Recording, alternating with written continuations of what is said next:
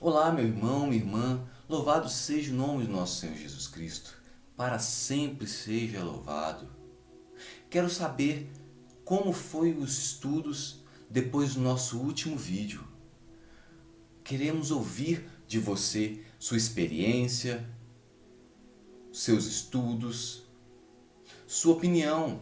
Queremos compartilhar do mesmo estudo, da mesma ideia, para que possamos sim juntos chegar e entender melhor a vontade de Deus.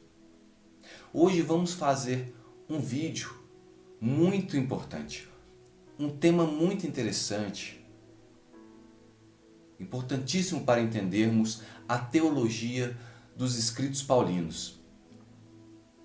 Vamos continuar hoje sobre a introdução desta carta de São Paulo aos Romanos. Por que é interessante isso? Nós vamos falar hoje da graça e da lei. É uma teologia que São Paulo ele coloca e envolve todas as cartas escritas por ele. Isso é muito importante para que possamos entender todo o contexto e toda a continuidade do estudo dos Romanos. Você vai entender e vai ver que tem uma facilidade maior adiante após aprender este tema.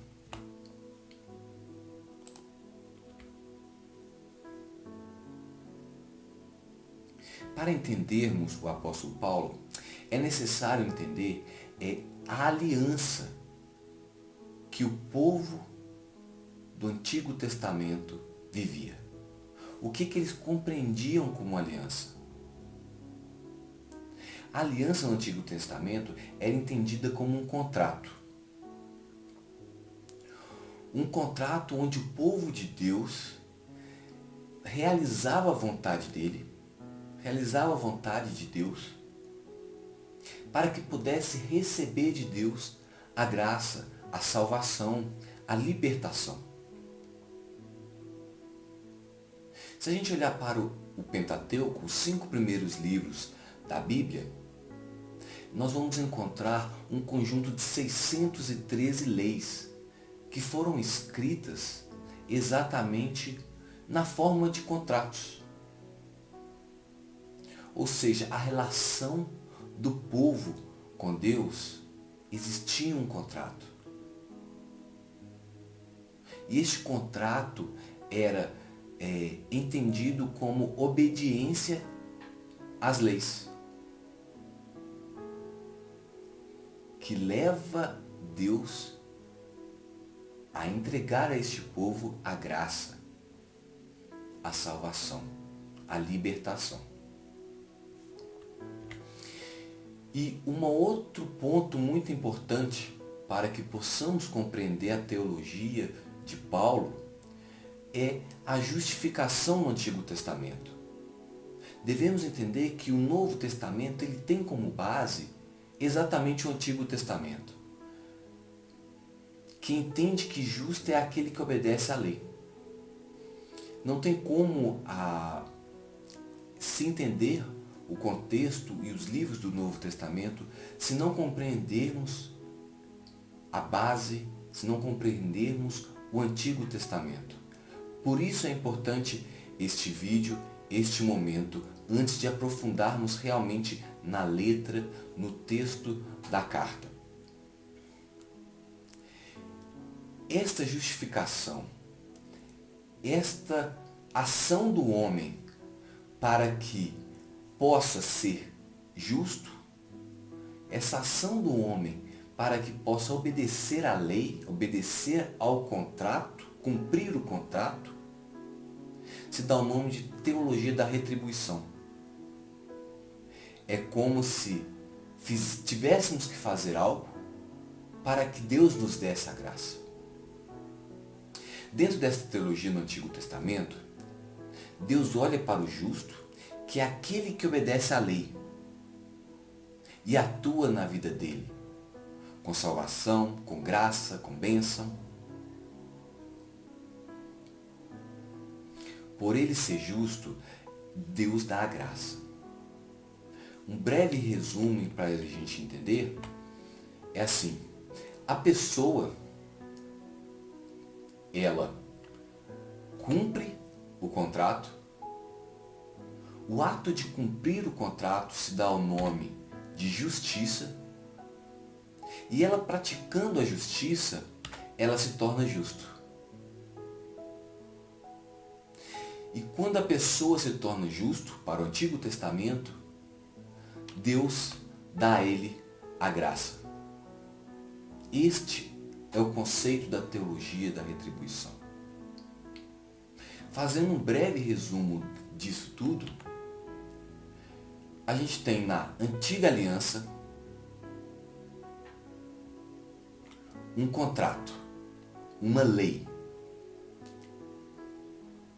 que o povo deve cumprir para se tornar justo. Então vem a justificação através da ação do homem, no cumprimento das leis. Desta forma se alcança a graça, a salvação de Deus.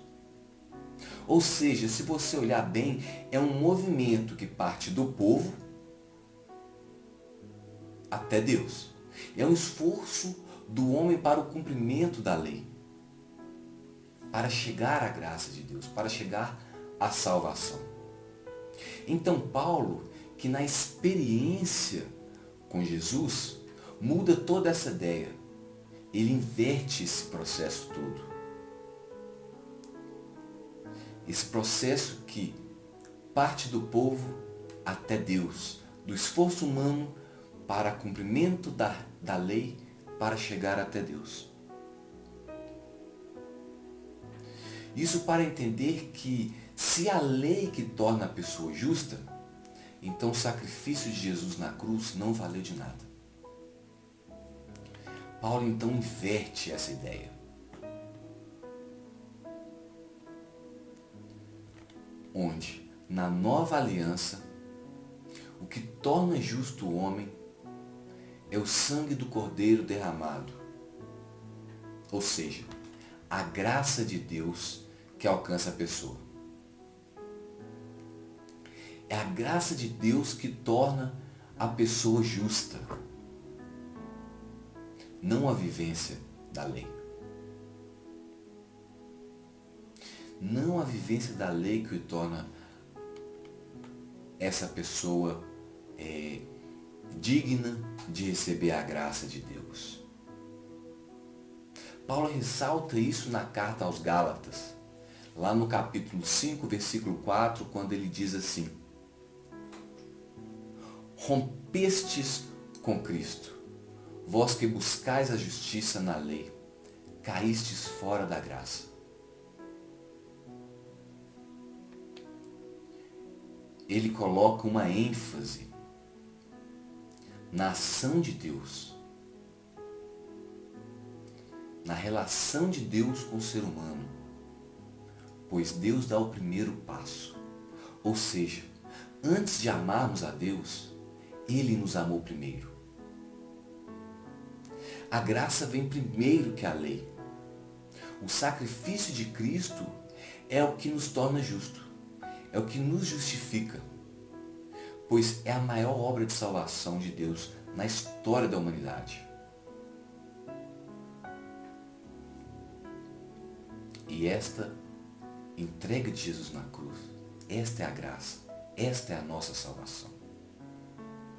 Se formos alcançados pela graça, então vamos viver nela como um homem novo, uma vida no Espírito Santo. Então a ação que o homem faz é obra da graça, sendo então fruto do Espírito Santo. Isso também é explicado em todo o contexto da carta de São Paulo aos Gálatas. O homem então recebe esta graça que vem de Deus. E este ato de receber a graça, São Paulo dá o nome de fé.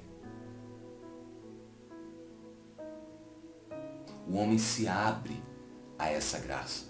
Essa é a fé. Uma vez que o homem se abre a esta graça recebida pela fé, ele vive como um homem novo, como uma criatura nova. O esforço humano agora é para permanecer nessa graça. Enquanto o homem se esforça, a graça o auxilia. E quando se vive como homem novo, pela fé, a lei se torna algo secundário neste processo. Pois o homem auxiliado pela graça já recebida, a graça que ele já recebeu, tem ações guiadas pelo Espírito Santo.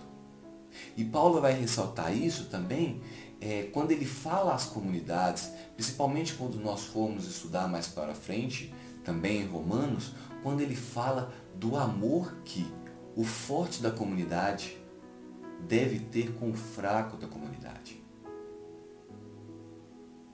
Pois não existe a experiência da graça, essa experiência concreta com a salvação de Deus, se não tiver amor.